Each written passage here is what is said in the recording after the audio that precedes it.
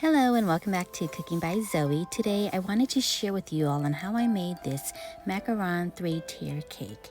This tutorial is focused specifically on how to pipe and bake the large macarons and how I decorate it. If you would like to know how to make the batter and buttercream in detail, please check out my other tutorials. I'll link those down below. Here are the ingredients you'll need to make the macaron batter. Make sure to pulse and sift your almond flour and powdered sugar. Begin by whisking your egg whites on speed number 4, add in your cream of tartar. Once you start to see these tracks, add in your granulated sugar. Once you have added in your granulated sugar, change the speed to number 6.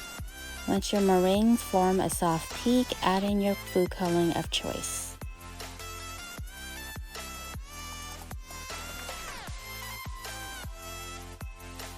Continue at speed number 6 until you form a stiff peak as shown in the video here. Next, add in your almond flour to the powdered sugar in 2 separate portions. Fold in these together. Once the almond flour and powdered sugar are incorporated, you'll start with the macaronage process by pressing the batter against the side of the bowl to release air bubbles. In between doing this, check your batter to see if it's ready.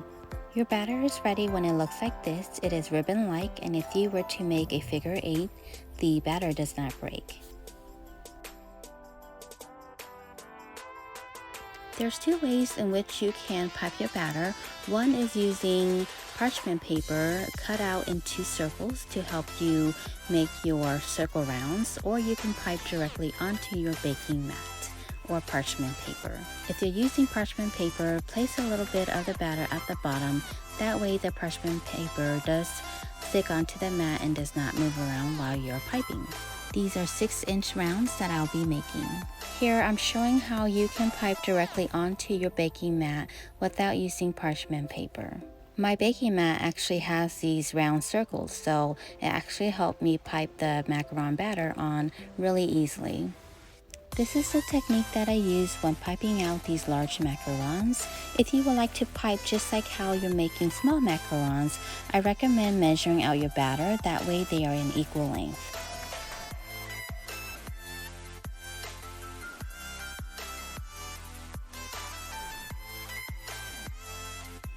Here is the other way in which I use the parchment paper as a guidance, and this is actually a lot nicer because you can pipe more than one macaron onto a baking sheet and they can all cook at one time.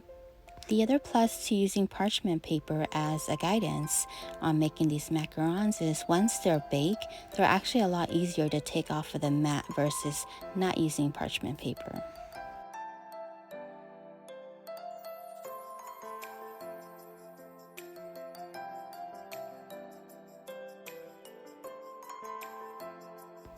Bang your tray onto the counter a few times to release the air bubbles.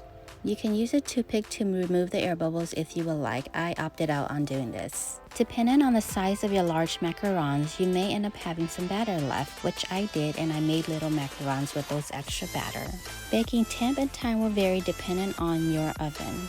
Here are the ingredients that I use to make my buttercream. If you're using liquid flavoring, then add just a little bit less than 1 tablespoon.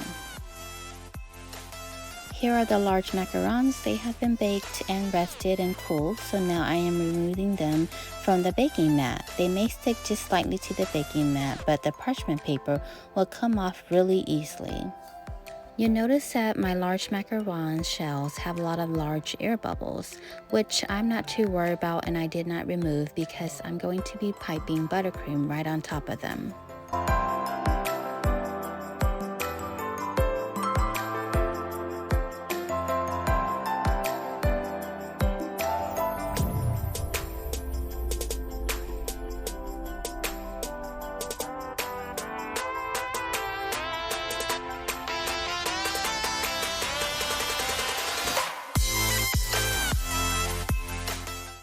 Alrighty, so here I'm going to show you on how I decorated my macaron cake. So first you'll want to place one of your large macaron shell onto your plate, and I'm going to show you what I'll be using.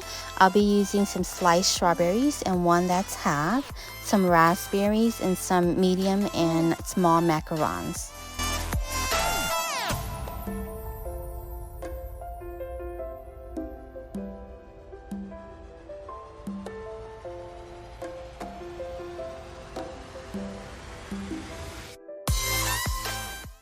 Here's the buttercream that I'll be using and the piping tip. So basically what I'm doing is I'm piping some buttercream onto the macaron shell. I'm leaving a little bit of space because I'll be adding raspberry onto those little space. But of course you can decorate in whichever way that you would like.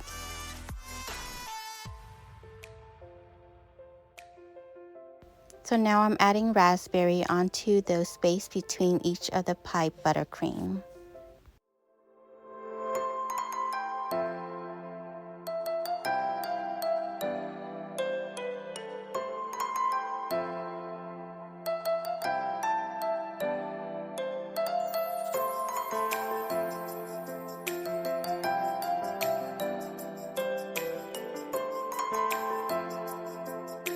Now for the center, I'm just going to be piping buttercream all around, and then I'll be placing some strawberries right on top.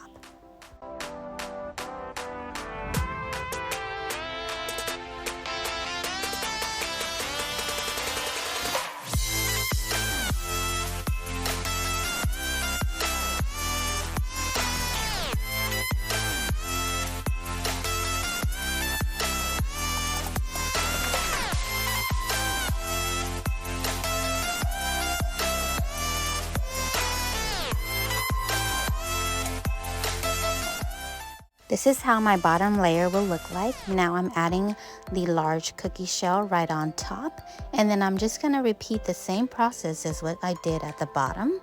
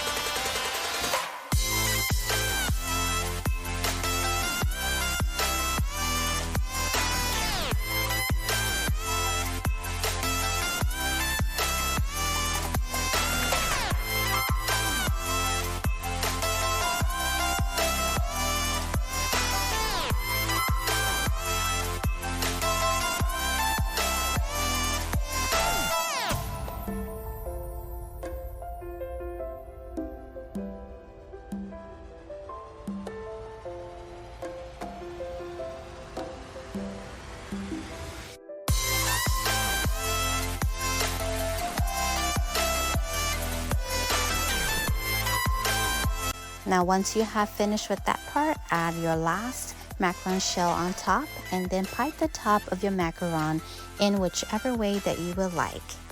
I do want to apologize. For some reason my video stopped recording, so I missed the part of decorating the top. But what I did was I basically piped buttercream all around the top, and then I just placed a few of the macarons to decorate, and then I added strawberries 3-piece around, and then now I'm adding another little macaron on top, and then I'll be adding some little white sprinkles.